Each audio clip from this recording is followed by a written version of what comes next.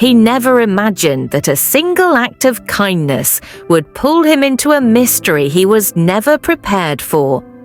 The morning he first saw her, standing beneath the broken street lamp at Riverside Junction, something in the air felt wrong, like the world was holding its breath. Ethan Clark thought she was just another quiet old woman who couldn't afford the fare. Every morning he stopped his worn-out minicab beside her and said the same words, "Hop in, no charge today." She would nod gently, clutching a faded leather purse against her chest, and sit silently in the back seat. But one morning, she wasn't there, and what happened after that moment would change his life forever. Who was this woman, and what secret had she been hiding all along? This is the haunting, true-to-life story of Ethan Clark, a struggling cab rider in the small industrial town of Brookhaven, and the mysterious elderly woman everyone else ignored.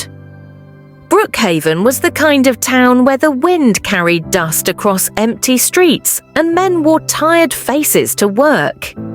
Ethan was only 27, yet life had carved invisible scars into his spirit.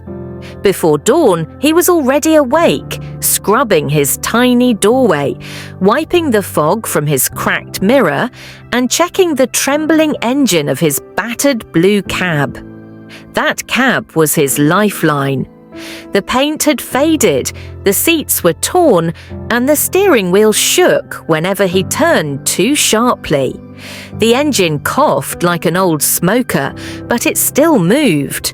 And that was all that mattered. He tightened his worn boots, zipped his faded jacket, and stepped outside like a soldier reporting for duty. Inside his small apartment, his younger sister Lily slept on a thin mattress beside the window that whistled when the wind passed through. No television, no fan. Just a kettle, a chipped wooden table, and dreams.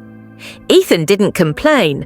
Life had taught him early that complaints don't fill empty stomachs. At exactly 6:03 a.m.